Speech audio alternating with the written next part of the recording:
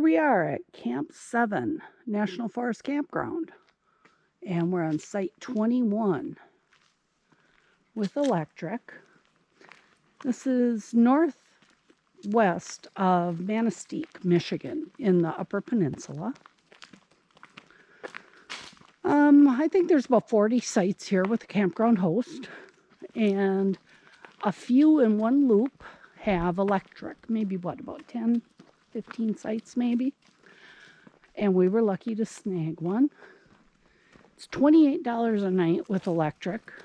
And then with our half price pass, senior access from Federal America the Beautiful plan, we get for $14. So we're down here, we're going to take a little walk along by the lake. The campground host told us it's really warm.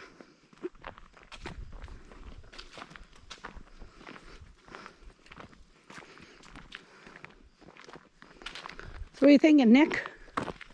You out for a walk? He's got some exploring to do. Might be something to snip. So it looks like there's a little boat landing access here.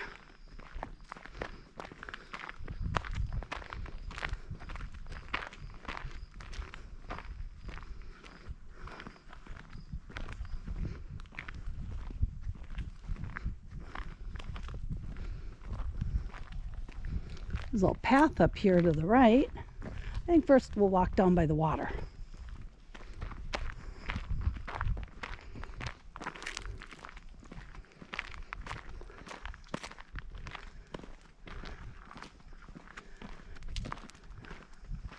So this is Camp 7 Lake. Not very big. A couple cottages over here along the western shore.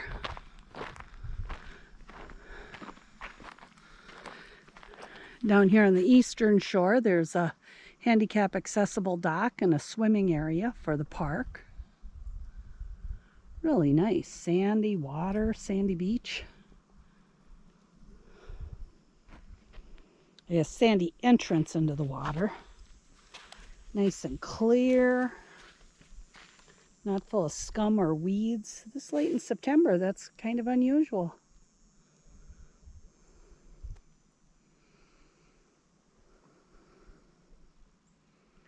Absolutely beautiful and pristine, as most are up here in the area of the Upper Peninsula. Some of the trees are starting to turn already. A few of the birch here and there. A couple of the maples. Along the shoreline here, you can see there is some color. Okay, Nick, let's go check out the path in the woods.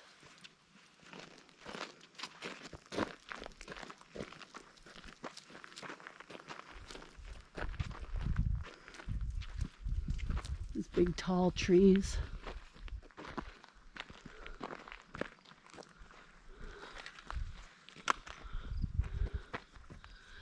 Won't be long. This will be all covered in snow and ice, so we better enjoy it while we can.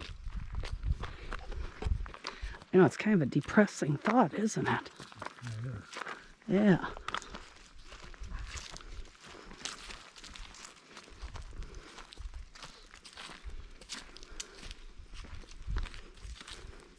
Look at this, it's a paved walking path through the woods. People have to ride along here on the bikes.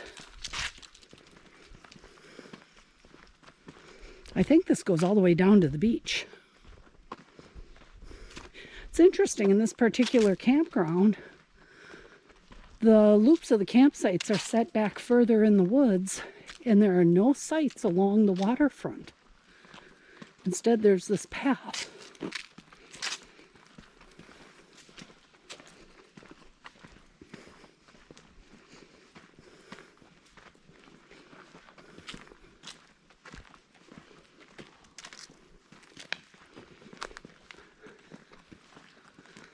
Little railing right here. With an opening, maybe for a little private fishing spot. Going fishing, Nick?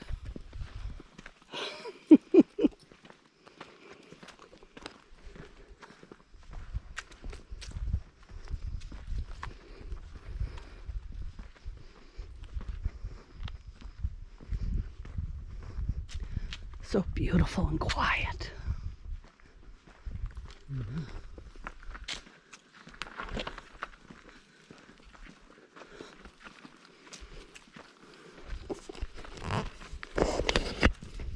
Here, let's try one of these walking ones.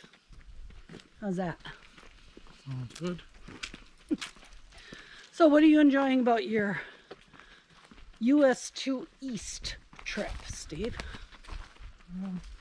Enjoying the nicer temperatures and relaxation.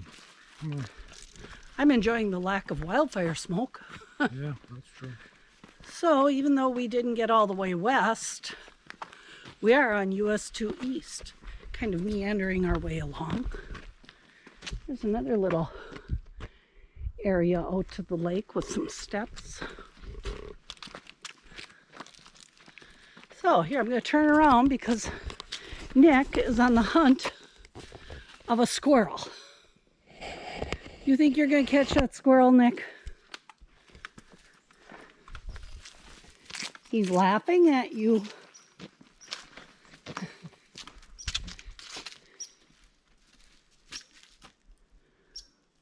Sassy little red squirrel. I guess you're not going to catch him, Nick. Nope.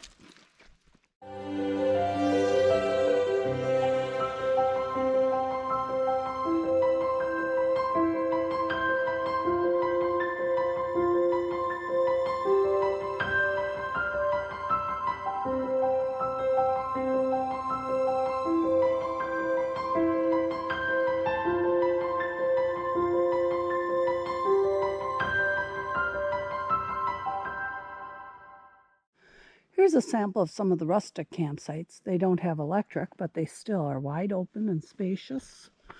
Pretty level, deep enough. Up here we're at the beginning of the park, like sites 1, 2, and 3.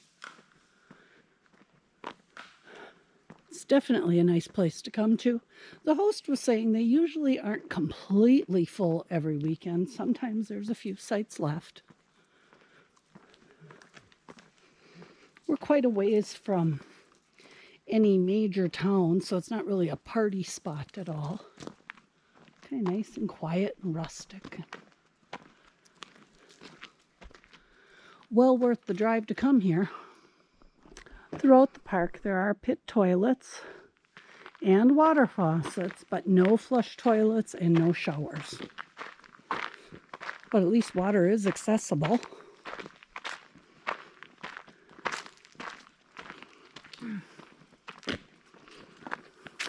I think the host does a really nice job of keeping the campsites clean. She said they are here the entire summer. It's not a monthly gig the way the state parks do it.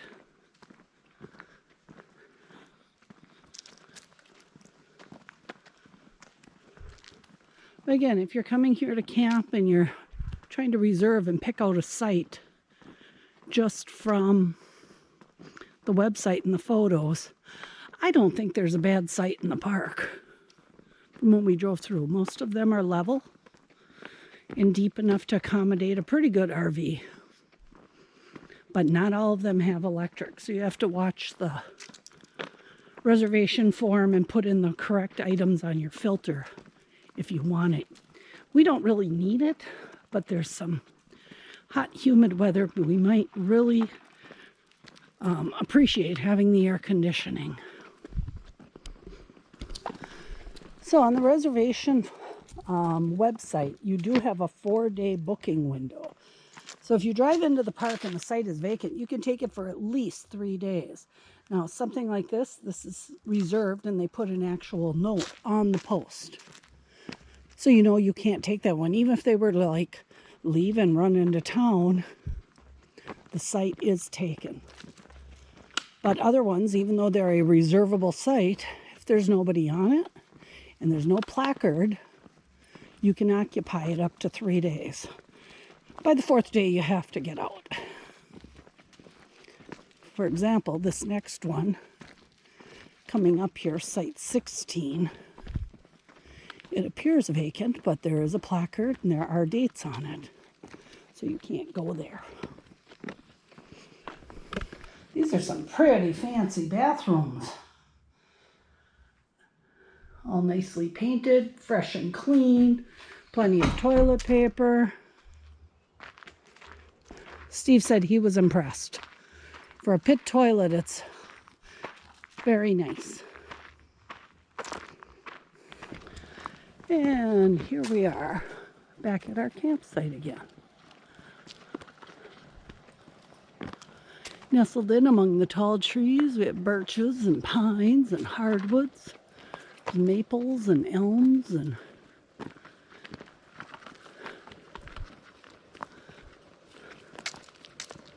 so thanks for taking a walk with us this evening around the loop and down along the lake shore.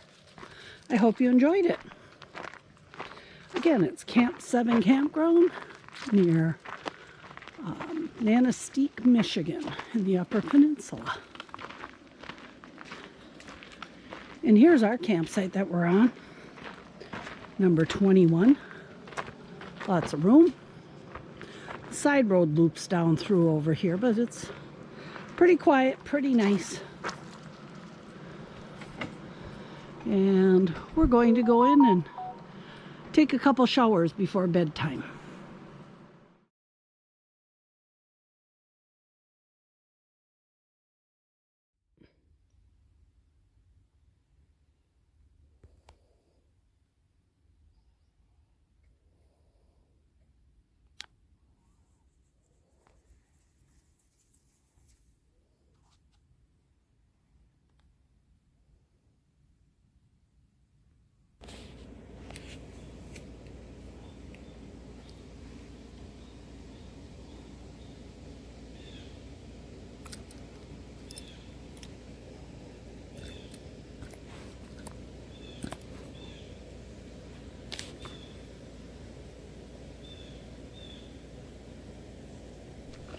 We're going to have a campfire tonight. Not the traditional kind with campfire wood, but we're going to use our Flame GENIE pellet stove campfire.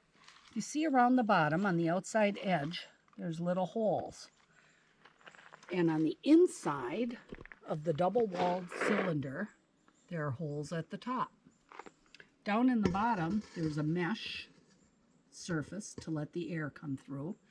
And you sprinkle in a couple cups of compressed wood pellets. These wood pellets are compressed with no added chemicals or processing other than compressed sawdust. So these are out of hardwood. You can also get softwood. And you can cook over them if you want. One of the easiest ways we found to start is to use Fire starter blocks. And just light it.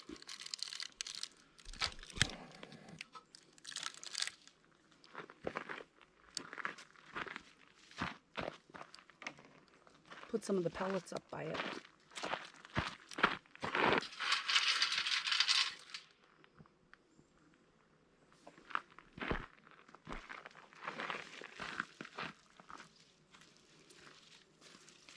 It doesn't take long for them to take off.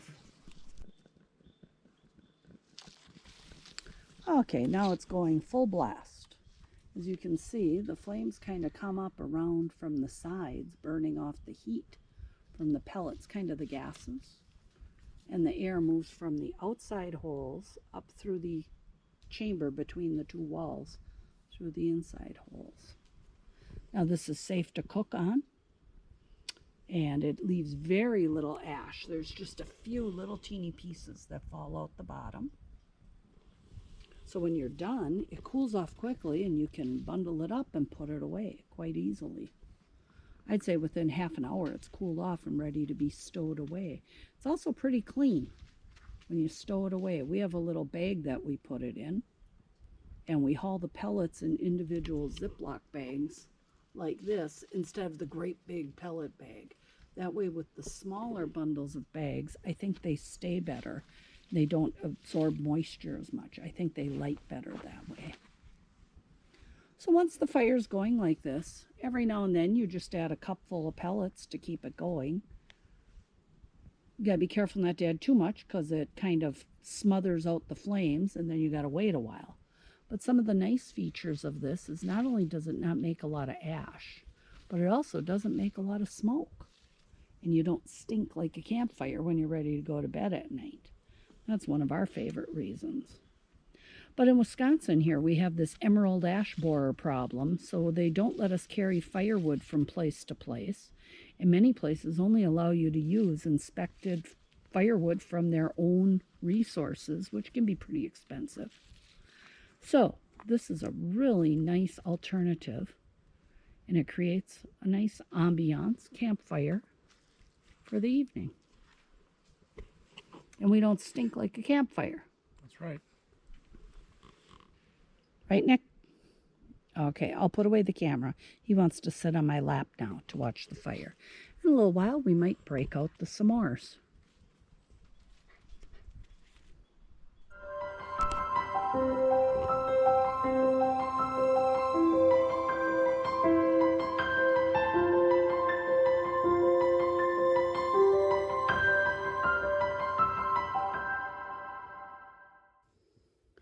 Roasting s'mores over our flame genie.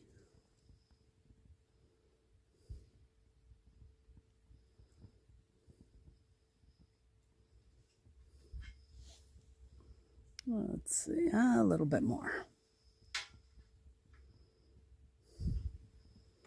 And the best way to do s'mores is on fudge stripe cookies. Here, let's see if I can do this myself. Using fudge stripe cookies, you put the marshmallow on the chocolate sides. Okay. Yeah, if you hold the stick, here we go, finished marshmallow. Ta-da! Half of it's oozing out here. Here, pick off the marshmallow, Steve, quick. The extra one. That was a double marshmallow. I was going to eat that. Here's some more. There. Well, I wasn't going to have a second one. Yeah. Now I guess I will. Yeah.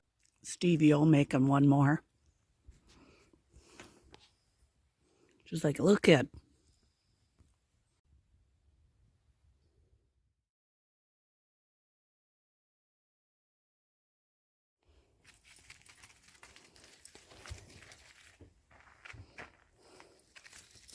Where are you going?